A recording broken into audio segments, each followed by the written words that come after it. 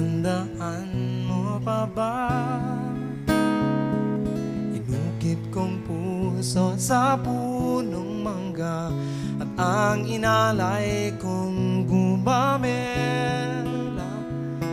Maghahawak kamay sa dalampasigan, malayang tulad ng mga ibon, ang gunita ng ating kahapon.